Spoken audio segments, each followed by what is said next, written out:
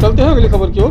Uttarakhand diploma engineers महासंघ ने अपनी लंबी 27 सूत्रीय मांगों के समाधान न होने पर अनिश्चितकालीन हड़ताल शुरू कर दी है। महासंघ के प्रांतीय कार्यकारिणी के आह्वान पर सोमवार से प्रदेश भर में डिप्लोमा इंजीनियर हड़ताल पर चले गए, जिससे विभिन्न विभागों के कार्य प्रभावित होने की आशंका जताई जा रही है।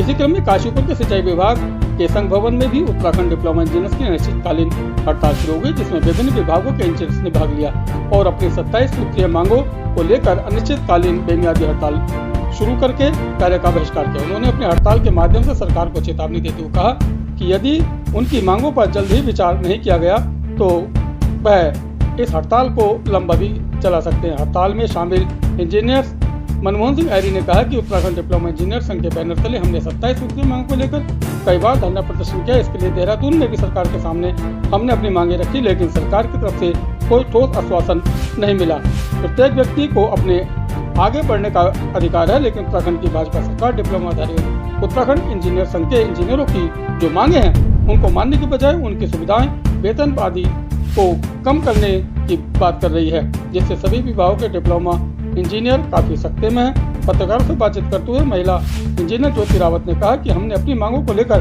सरकार के पास विभिन्न माध्यमों से अपनी बात पहुंचाई, लेकिन सरकार की ओर से हमें कोई भी आश्वासन नहीं मिला।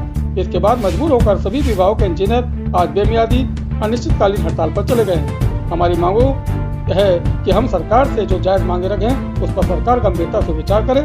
एक और इस अनिश्चितकालीन हड़ताल से विभिन्न विभागों की सरकारी योजनाओं से संबंधित कार्य प्रभाव पड़ेगा, वहीं आम जनता पर भी इसका प्रतिकूल असर पड़ने की संभावना है। अब देखना यह है कि सरकार इस पर क्या कदम उठाती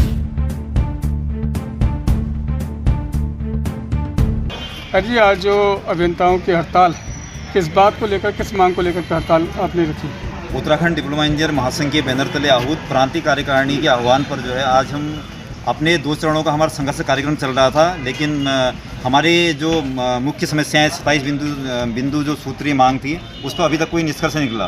तो प्रांतीय नेतृत्व द्वारा मजबूर होकर जो है हड़ताल का एक जो है बहुत बड़ा कदम उठाया गया है। तो हमारी उत्तराखंड सरकार और शासन से यही मांग है कि हमारी जो 27 सूत्री जो हमारी समस्या पत्र है उसका संज्ञान लेकर उन समस्याओं को त्वरित गति से समाधान करें, और इसमें जो हमारा महासंघ उनको जो धन्यवाद ज्ञापित करेगा, क्योंकि हमारा महासंघ जो है लंबे समय से जो है इन समस्याओं के लिए संघर्षरत है।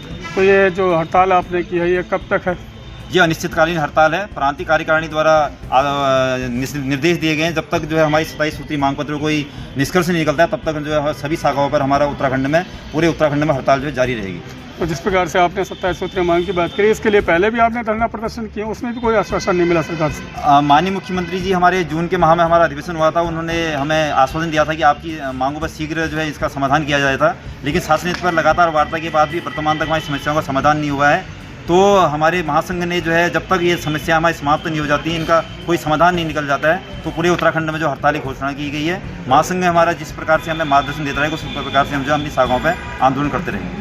जो हड़ताल चल रही है और जैसे कि हरीश जी ने बताया 27 सूत्रीय मांग को जो आपकी मांगे हैं वो अभी पूरी नहीं हो पाई, तो सरकार से क्या अपेक्षाएं हैं, क्या मांगे हैं आपकी खासकर? सरकार से हमारी यही अपेक्षा है कि जो भी हमारी मांगे हैं शीघ्र अतिशीघ्र पूरी कर दी जाएँ, और हमारा ये उनसे विनम्र अनुरोध रहेगा कि भाई जो भी हमारे पूर्व में मांगे हैं वो हमारी बहुत ही न्यायोचित मांगे हैं और उनको पूर्ण करने में उनका कोई भी अहित नहीं है, और हमारे लिए वो पूरी करेंगे तो हमारे पूरे समाज के लिए बहुत अच्छा रहेगा। मांगों में जैसे कुछ मुख्य मांगे आपकी तरफ से? हमारी मांगों में 10, 16, 26 की एक प्रमुख मांग है जो कि बहुत ही लोगों को अफेक्टेड कर रही है, और हमारे जितने भी इंजीनियर्स हैं वो सब चाहते हैं कि ये मांग काफ़ी हद तक पूरी की जाए।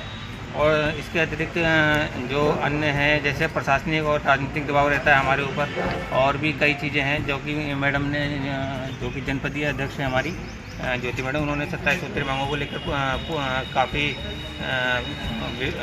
इससे बताया है, और तो उसी में यही कहना चाहूँगा कि वो सारी मांगें न्यायोचित हैं।